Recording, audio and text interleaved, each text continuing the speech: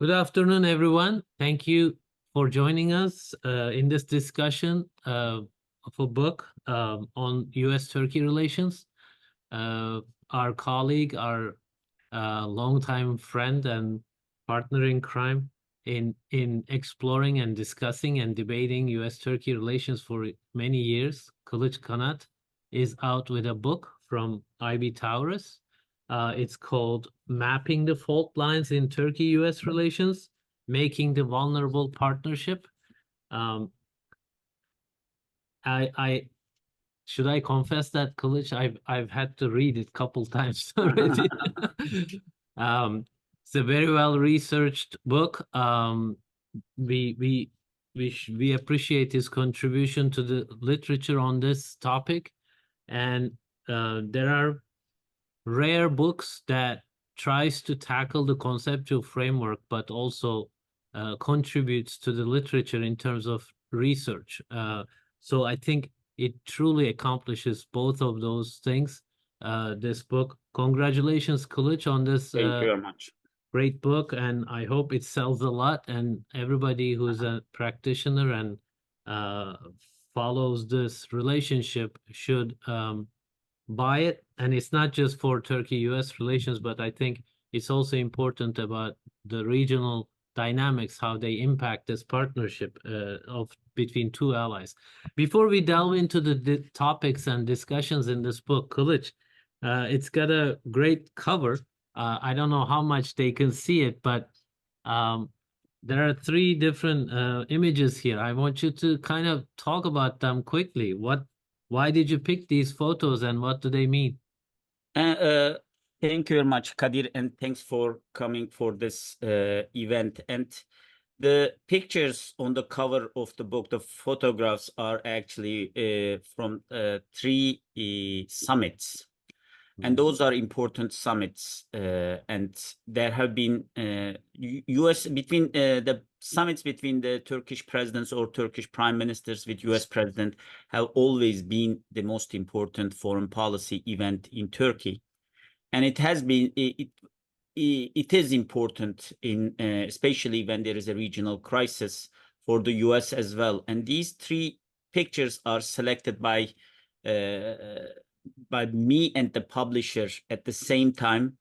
The first picture is Celal Bayar, the third president of Turkey, his visit to Washington, D.C. in 1954, probably the rosiest ever visit by a Turkish leader to Washington.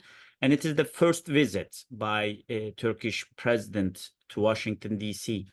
It is the picture itself is his remarks at the U.S. Congress, and it has been the only actually time that a U.S. Turkish president actually give its remarks, make remarks and give speeches in U.S. Congress.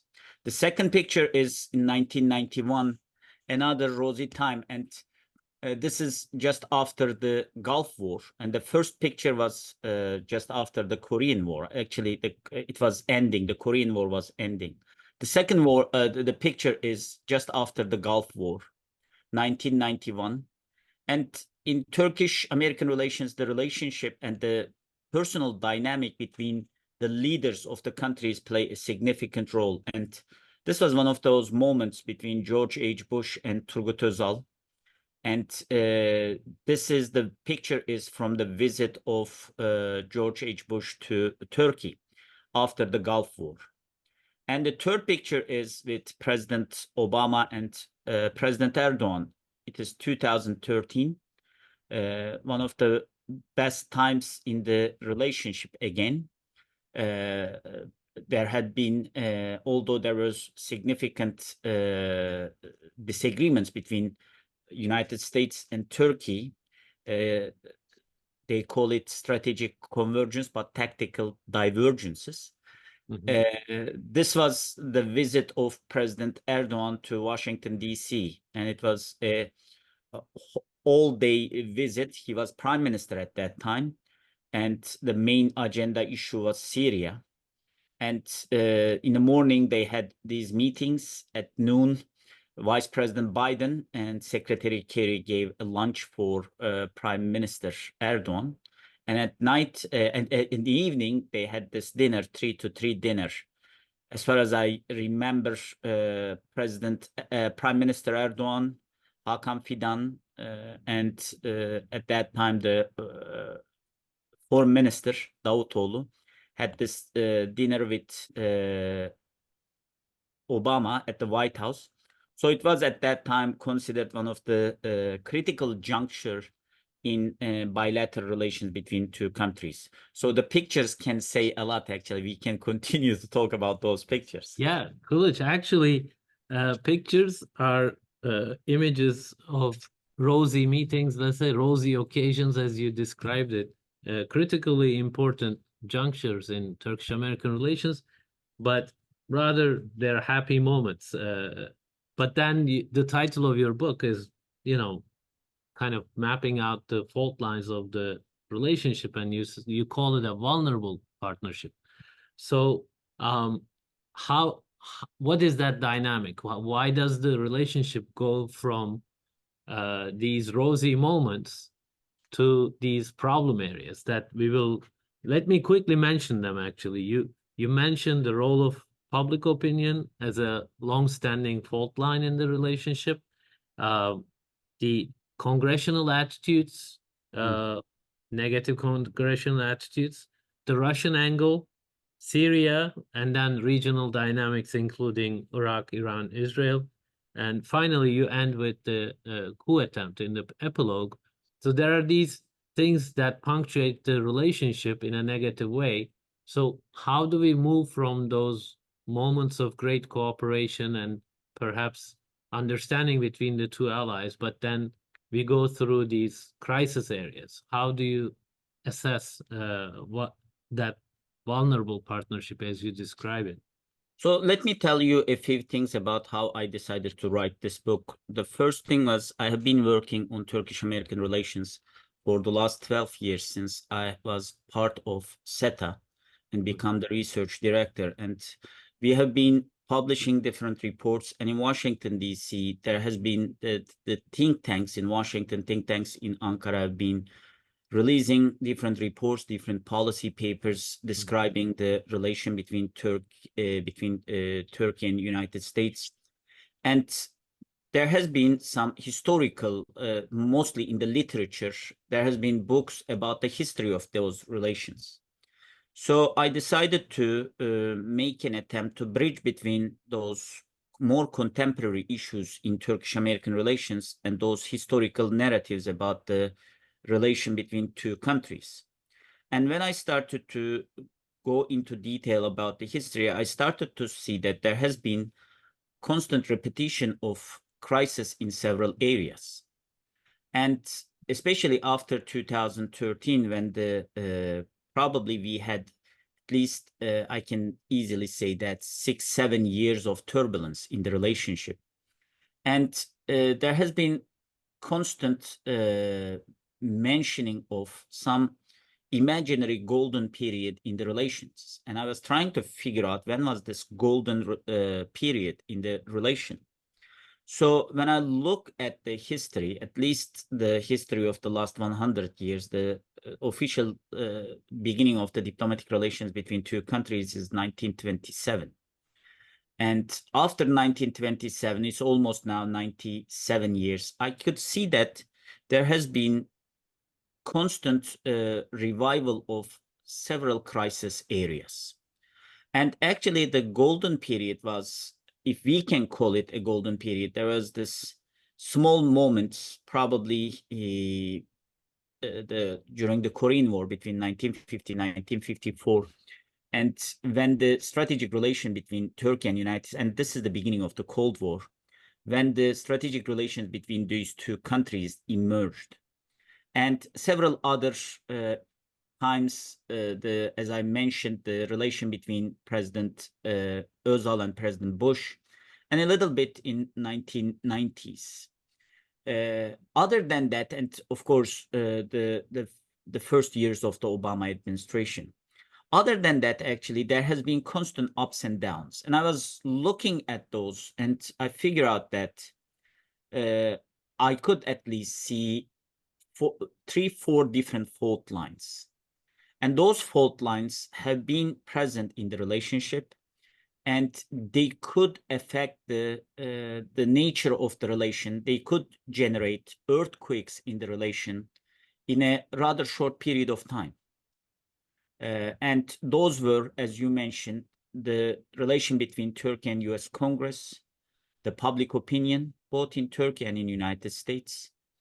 In the United States, it's much more, I can see, elite opinion about Turkey. Yeah. And in Turkey, it is more public opinion, because in Turkey, a large portion of the Turkish people are more interested in foreign policy, and they are more attentive and informed public when it comes to foreign policy issues, especially when it comes to United States. Especially after the beginning of the strategic relation and beginning of the Cold War, the Russia become an important part of this. First Soviet Union and Russia.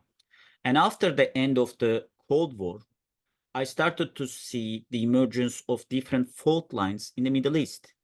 And actually now, almost 30 plus years, in each and every conflict areas in the Middle East, there has been different approaches, disagreements with the Gulf War, the crisis in Iraq, the invasion of Iraq, all generated significant crisis in Turkish-American relations. The war in Syria generated similar crisis. The nuclear program and the debate about Iran generated similar problems. So those are the Middle Eastern fault lines also continue to affect the relations.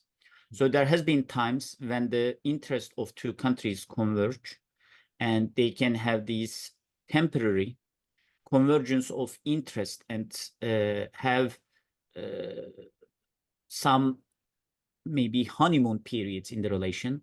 But overall, we constantly see that the relation went through those the crisis as a result of those 4 different fault lines.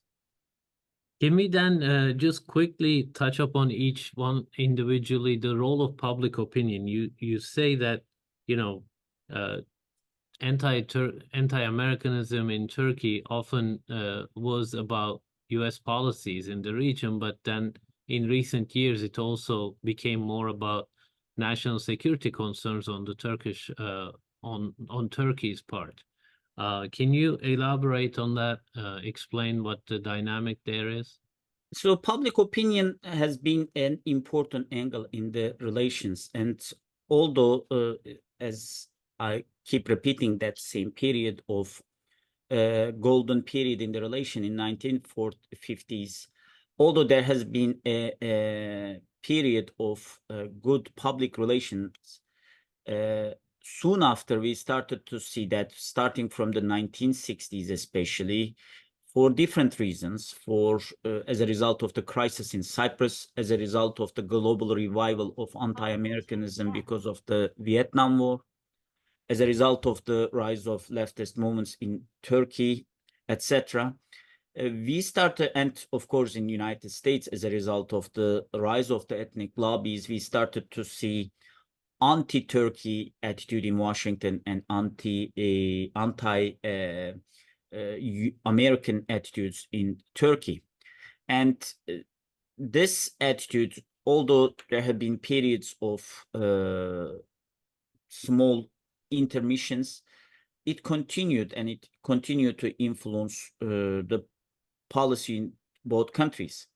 When I mentioned public opinion, especially this public opinion angle become significantly a main agenda item in the beginning of 2000, especially before and during the Iraq War.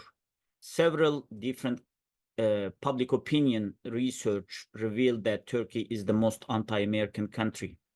And there has been debates about whether this was measured well or not.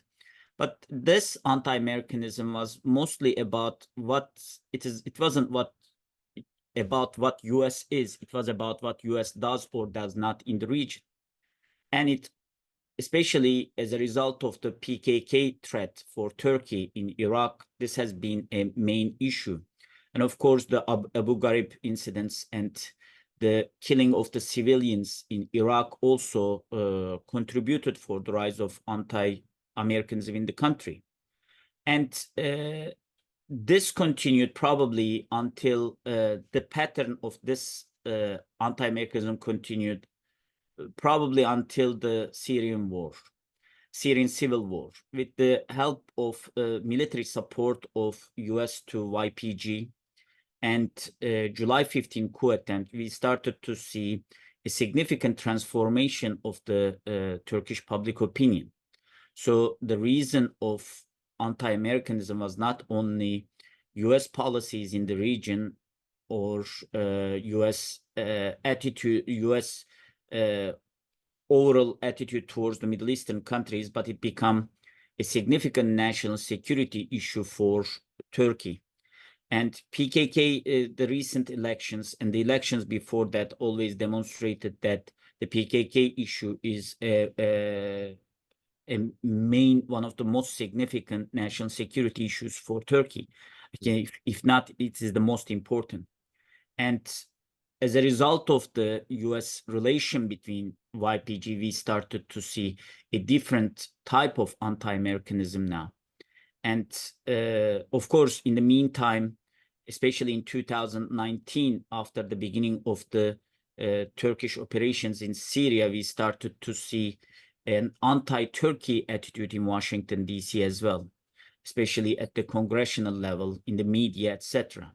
So we have seen this transformation of the anti-Americanism and anti-Turkey attitude as a result of the transformation of the policies in the region. That's a great segue to your second chapter, which is titled, the congressional attitudes. That's long-running challenge for Turkey.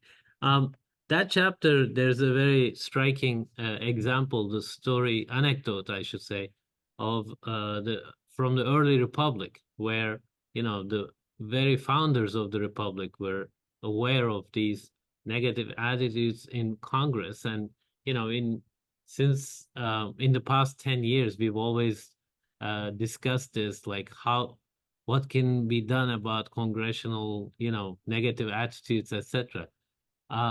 So when I read those anecdotes, I'm like, maybe you can't do much about this. It's a more than century old story. Can you actually describe that anecdote to us, to the viewers? So this is an anecdote actually during the Sivas Congress when the independence movement in Turkey after the occupation of the capital by the Allies in the First World War, at the end of the First World War, Mustafa Kemal went to Samsun and then he convened a Congress in Sivas. And in this Congress, there was this debate between him and the several of his partners, actually, several of his friends. And the idea was why the Congress has this negative attitude to Turkey. At that time, when they were Turkey, partly it was Ottoman Empire, but partly it was the independence movement. And there was this debate, and someone offered whether a delegation from Turkey should go and meet with the members of the Congress in Washington, or we should call someone from the US Congress so that we can fix our relations with the US Congress. Of course, at that time, Congress was under the influence of some ethnic lobbies and played a critical role in shaping US foreign policy. So the idea that Atatürk and his friends had 100 years ago constantly demonstrated itself as a major fault line in the next 100 years. And at the beginning, actually, until the end of the 1950s, the Congress, again, as a result of the strategic relations between Turkey and United States, as a result of the beginning of the Cold War.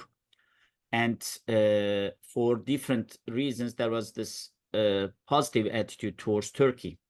But starting from 1960s, we started to see, especially with the Cyprus crisis, we started to see the reemergence of this lobbies, or the lobbies were there, but again, they started to get more influential. We see this in multiple different attitudes. One of the most significant crises between Turkey and United States during the Cold War years was the arms embargo after the Turkey-Cyprus operation. And that was in the midst of the Cold War. And at that point, National Security Advisor Kissinger tried hard, actually, to stop this process. Secretary of State tried really hard to stop an arms embargo. But it passed with overall with a considerable amount of majority in the Congress, and it continued for 2 years even after the imposition of the arms embargo. And this is happening in the midst of the Cold War, so the context should be that. And it generated significant trust issue between Turkey and United States. The initial issue was Johnson's letter, of course, in 1960s. But after Johnson's letter, the imposition of the arms embargo by the Congress created major problem.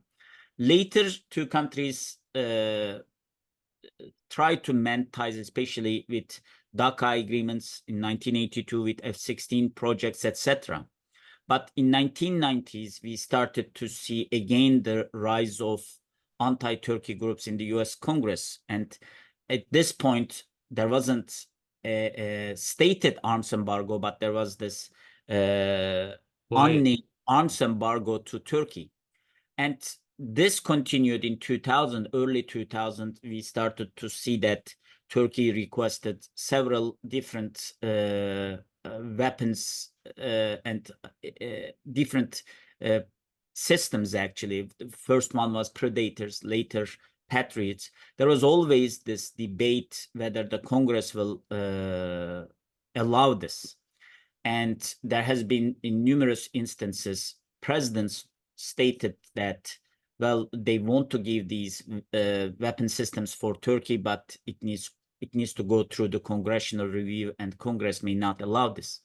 And it led to later, we see that with Katsa and with Turkey's expulsion from the F-35 program following the S-400 crisis, we started to see the Congress is playing that role again.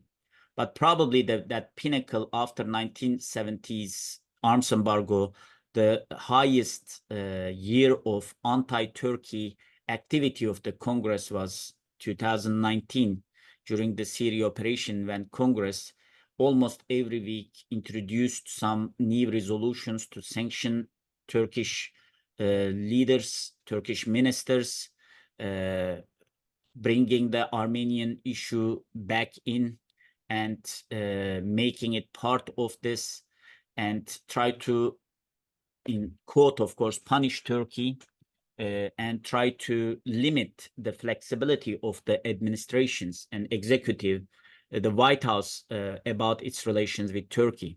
So this has always been present in one way or another, and unfortunately, it has not been fixed despite several attempts by both countries, actually, to fix ties. So far, it is not stabilized, and it continued to be present as a fault line that can generate an earthquake in the relation very quickly. Nowadays, especially after Turkey's Sweden decision and F-16 approval of F-16 sales to Turkey, we are going through a more stable period in this relation. But we know that it is there, and we know that it can create an earthquake anytime soon. Very quickly, recent rapprochement with Armenia, between Turkey and Armenia, they're talking about normalizing relations. How would that bear on the relationship with Congress? I'm not sure how, because we see that there has been rapprochement between, especially with Pashinyan and Erdogan, there has been constant messaging and positive messaging between two countries, but I don't think it directly influenced the attitude of the Armenian lobby in Washington. So Armenian lobby may have a different position considering the future of its relations with Turkey compared to the state of Armenia.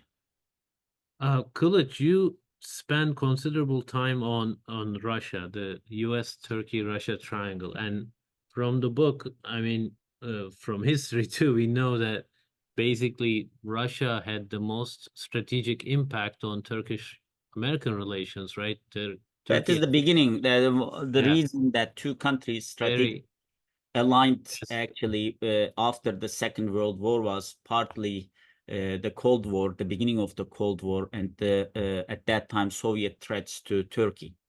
yeah, exactly. So I wanted you to address this, but perhaps let's get out of the book a little bit. But today's Russia-related issues, uh, and it's, people must read this because, Turkey's relationship with Russia and strategic anxieties in the region have a great bearing on the relationship with the United States. And we I feel like we see similar dynamics even today with the war in Ukraine, the sanctions, Western sanctions against Russia, and Turkey's compliance with that, and other related issues, including Syria. Can you address this Russia question? I know it's a big question, but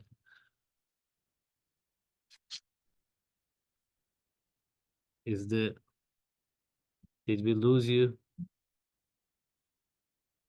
States, the Truman You Doctrine, froze for a bit. Kılıç, can you repeat the yes. the Russia question has been a significant determinant of the strategic relation between US and Turkey, and the relation started with Truman Doctrine, the strategic nature of the relation, Truman Doctrine, Marshall Plan, Turkey's inclusion to NATO. All of them was part of what's happening in global politics, with superpower rivalry between United States and Soviet Union.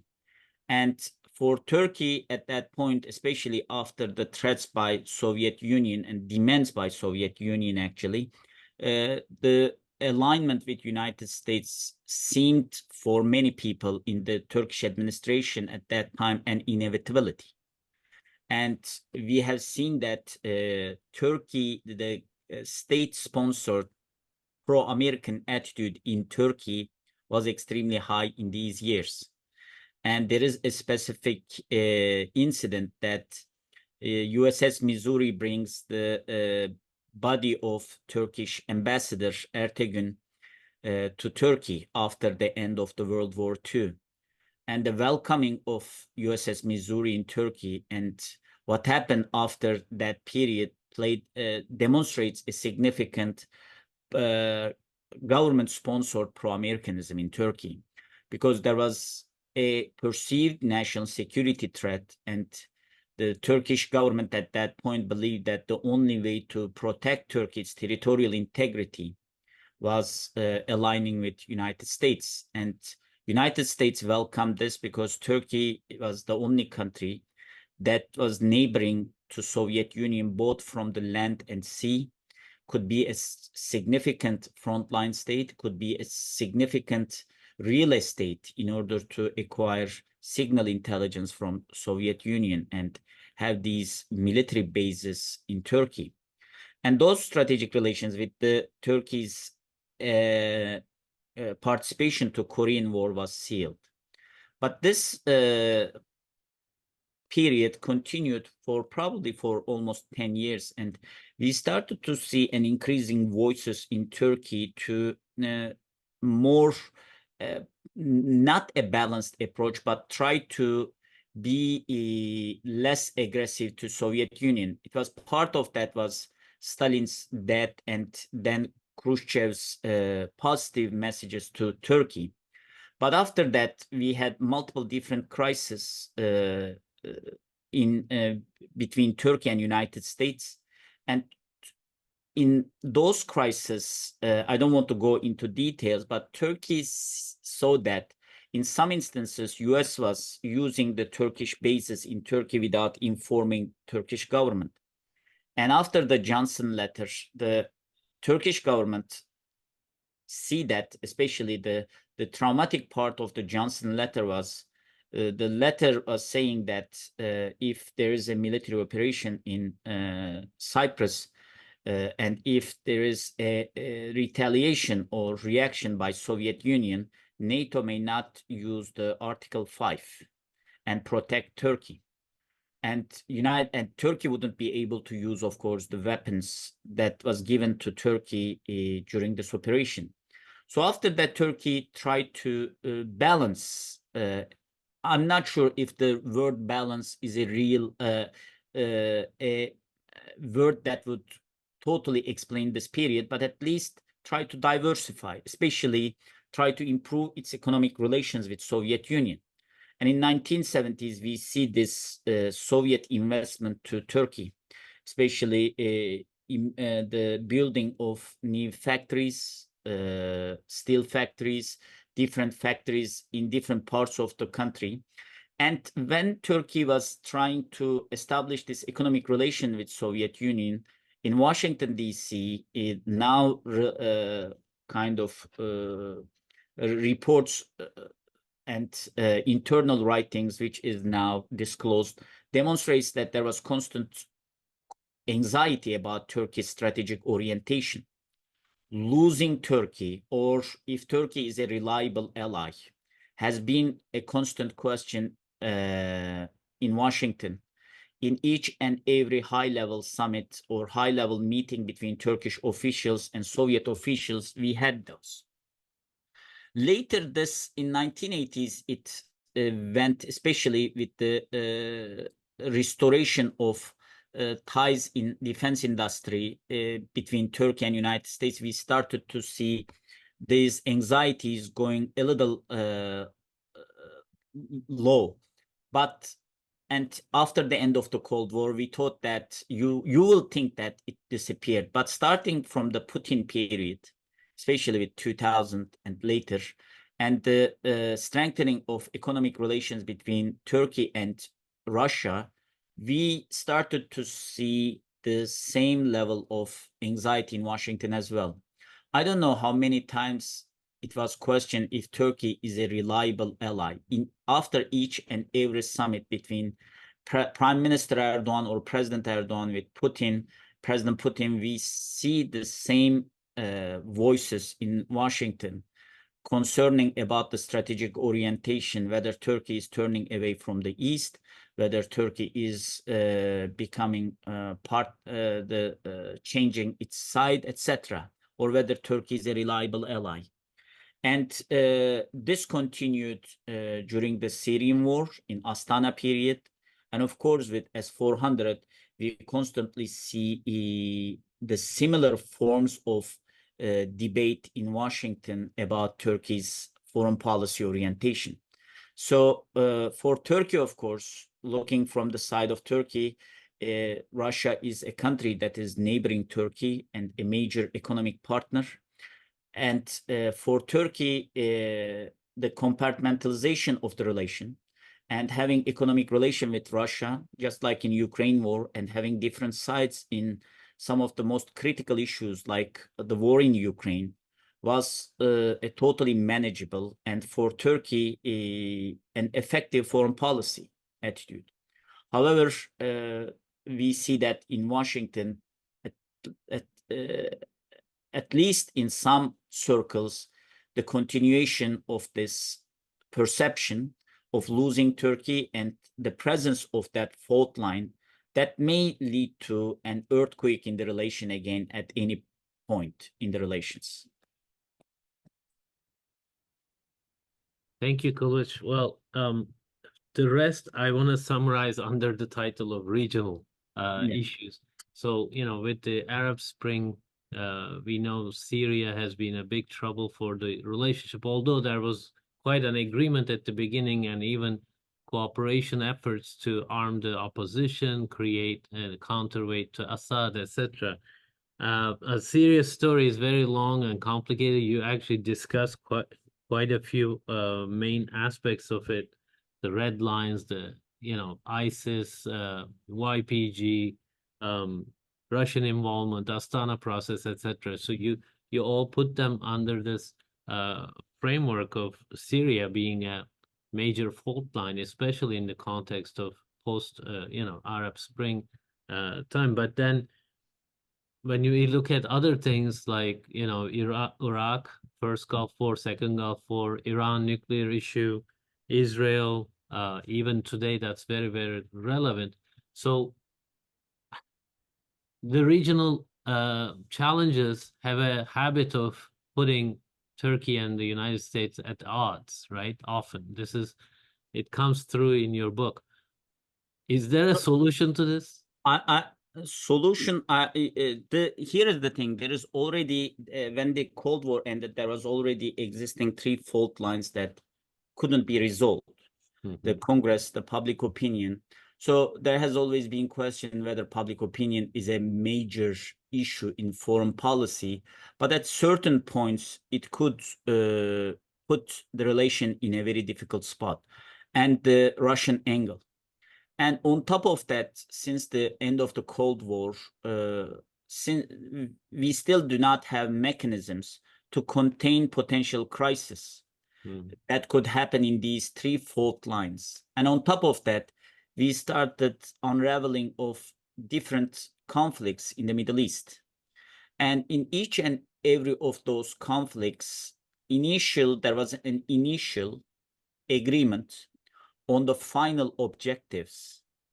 But later, there was this major disagreement on how to achieve those objectives. And yes, there was tactical divergence, but strategic convergence.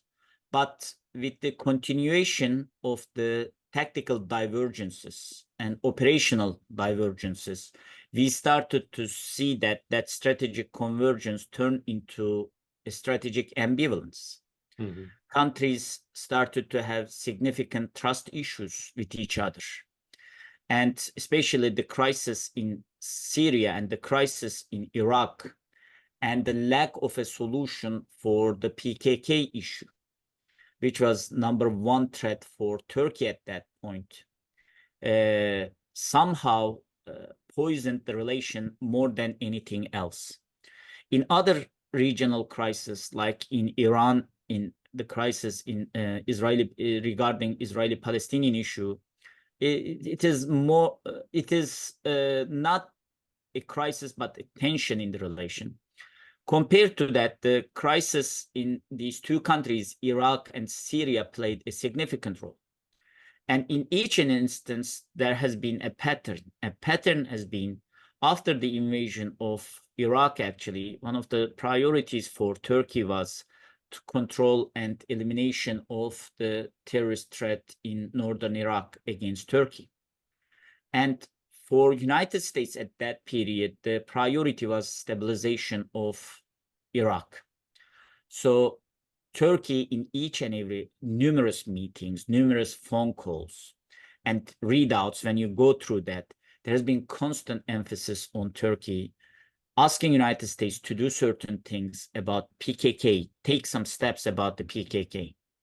And there has been those some attempts to correct this, like fusion centers, intelligence cooperation, etc. However, that wasn't sufficient. And the same thing happened, that pattern repeated itself in Syria crisis. So when the Syria crisis emerged for Turkey, YPG, I don't want to go into, like the now, for the last 10 years, we have been talking about YPG issue. YPG was PKK, there was no, and to support this group in order to defeat another terrorist organization was not acceptable for Turkey initially, because it would later generate significant national security threat for Turkey. However, once again, the most significant disagreement was for United States. The priority was not Turkish security at that point, but the elimination of ISIS. And those divergences in the priorities created a significant trust issue. And for 10 years now, we have been living those trust issues. And when you look at the public opinion level, the deterioration of the public opinion for United States in Turkey and for Turkey in the United States, it was part of that was this crisis in the Middle East. The 2019, one of the lowest point in congressional attitude to Turkey took place as a result of what happened in Syria. So, and after that, with the Astana process and this diplomatic dialogue between Turkey, Iran, and Russia about northern Iraq, we started to see that even the Russian angle, the third fault line, started to show itself in the crisis in Syria.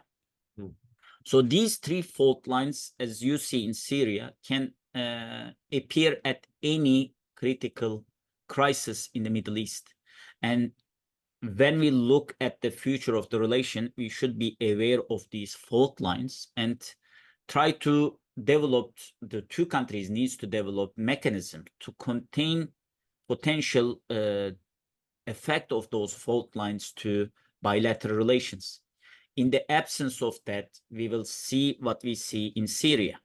Suddenly, the public opinion, Congress, and the Russian angle will be part of the crisis, and the already an existing crisis will deteriorate and will destabilize relation furthermore. Thank you for that, Kılıç.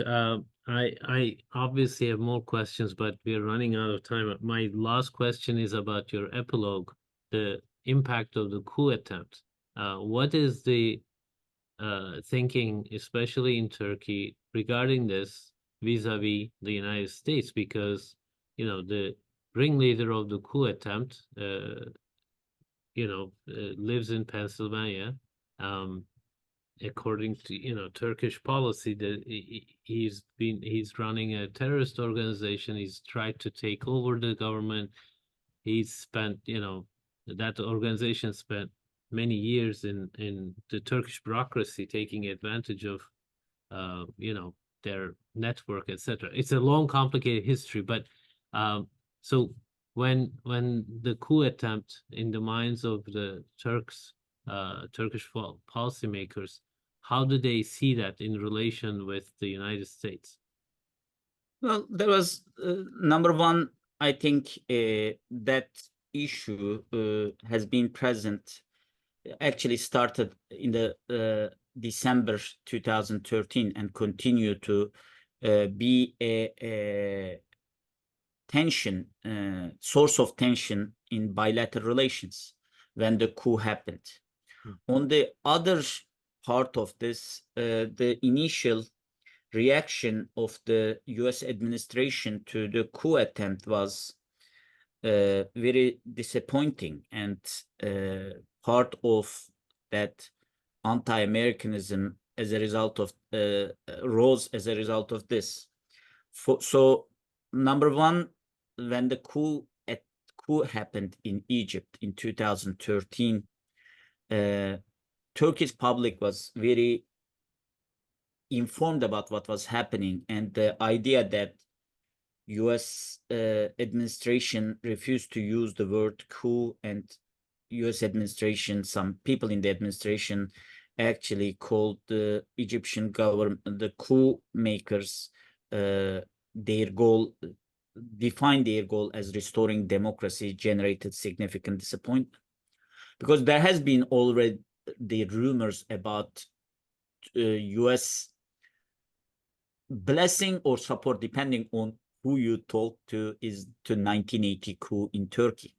So there has been this complicated history between the coups and United States.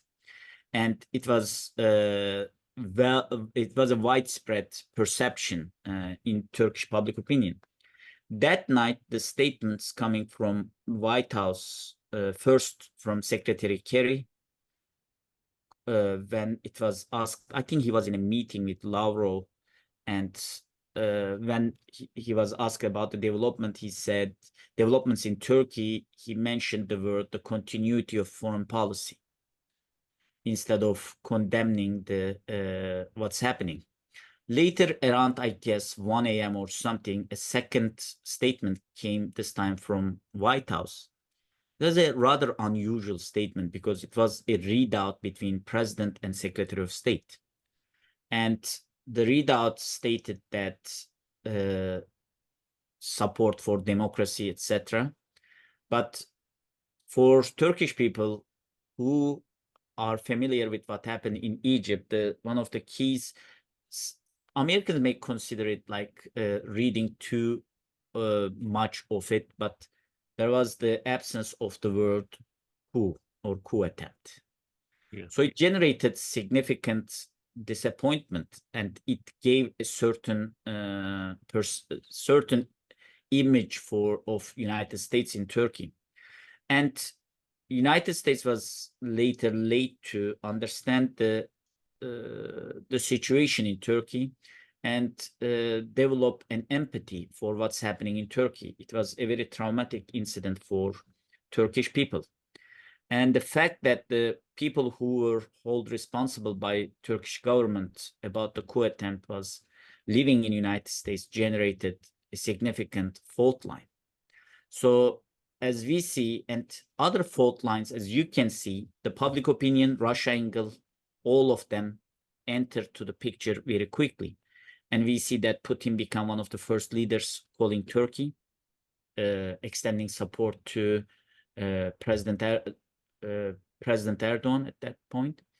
And United States was late. And when Vice President Biden visited Turkey, actually, a few weeks after the coup attempt, he admitted that US was late.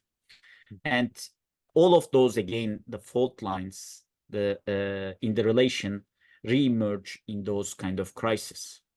And Yeah. somehow we see the same, the picture again and again. We see, and when you look at the analysis written on Turkish-American relations in the last 20 years, you will keep seeing the same lines about the reliability, about US-Russia relation, about the reliability of US support to YPG. So all of those issues somehow keeps repeating itself. Yeah. Thank you, Kılıç. Well, for anyone who is interested in going about going beyond the headlines and developing some muscle memory about how this relationship has evolved over the past, 100 years, basically, it's a must read. As I said at the beginning, it's a very well researched and book, and the framework is very helpful in identifying major areas of contention, along with the happy moments, let's say. So thanks for joining us, Kılıç. Thanks for discussing your latest book with us, Mapping the Fault Lines in US-Turkey Relations, Making the Vulnerable Partnership by I.B. Tavares. It's available on Amazon. Go ahead and order it. It's important for your library to have. Let's promote it this way, Kılıç. So thank you very much. Thank you those joining us on Zoom on social media. We'll see you on another discussion on Turkish-American relations. Thanks.